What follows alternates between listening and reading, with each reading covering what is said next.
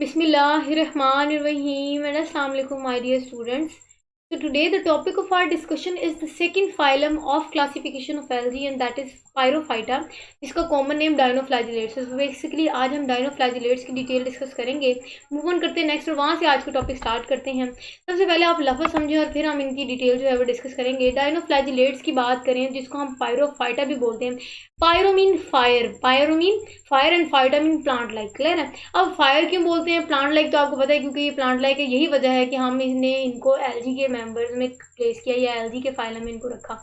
Dinoflagellates का मतलब die mean to और फ्लैजिलेट्स मतलब फ्लैजिला.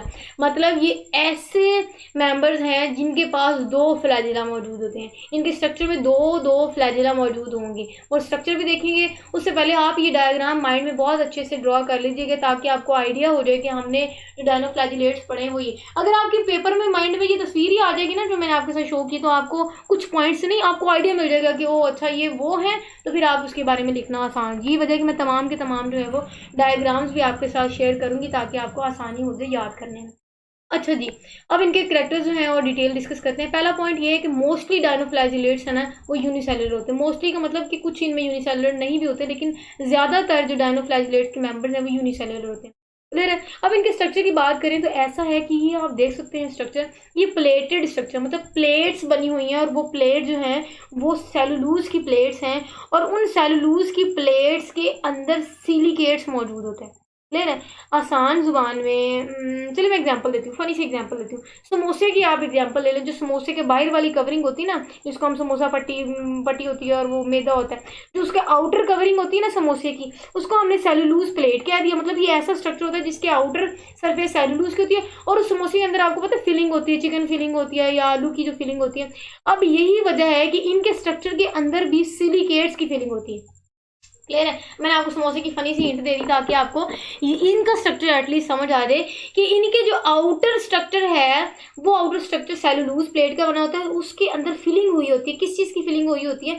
सिलिकेट्स की फिलिंग हुई होती है. क्लियर है. चलें जी इसका पॉइंट रीड आउट करते हैं. वो है कि their shells have interlocking cellulose के. इनके जो शेल्स हैं वो एक्चुअली सेलुलोज का बना होता है और उन सेलुलोज के अंदर सिलिकेट जो है वो इनप्रेगनेटेड होते हैं. इनप्रेगनेटेड का मतलब धसी होती है, फिल्ड होते हैं वो सेलुलोज के. क्लियर है. और अब जहां से आपको ये गैप्स नजर आ रहे हैं ना, इन्हीं गैप्स के बाहर से फिर इन्हीं गैप्स में से फ्लैजिला जो है वो बाहर निकलता है. ये वजह है कि इनके पास दो फ्लैजिला मौजूद होते हैं. क्लियर है. इनका स्ट्रक्चर समझ आ गया कैसा स्ट्रक्चर है. ठीक है. उसके बाद हम इनकी इंपॉर्टेंस का पॉइंट डिस्कस करते हैं. वो ये है कि अगर हम very very very important MCQs है, वो ये है कि अगर हम डायनोफ्लैजिलेट्स की बात करें ना तो ये दूसरे नंबर पे आते हैं. ये दूसरे नंबर पे most important group of producers हैं क्योंकि इनके मेंबर्स में से आप कह सकते हैं कि दूसरे नंबर पे ऐसे इनके ग्रुप्स या इनके जो अंदर मेंबर्स मौजूद हैं ये दूसरे नंबर पे फोटोसिंथेसिस करने में सबसे ज़्यादा आगे हैं. दूसरे नंबर पे. क्लियर है. पहले नंबर पे डाई एटम्स हैं जो हम नेक्स्ट डिस्कस करेंगे.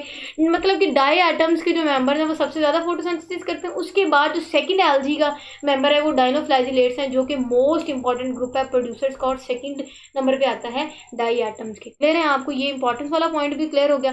नेक्स्ट पॉइंट हम डिस्कस करते हैं वो ये है कि अगर हम इनकी बात करें ना तो इनकी एक्सप्लोजन्स बहुत ज़्यादा, इनके नंबर में बहुत ज़्यादा इंक्रीज होता है. बहुत ज़्यादा आप कह सकते हैं इनमें पॉपुलेशन लेवल पे बहुत ज़्यादा इनका एक्सप्लोजन होता है जिसके बाद ब्लूम्स बन रहे होते हैं.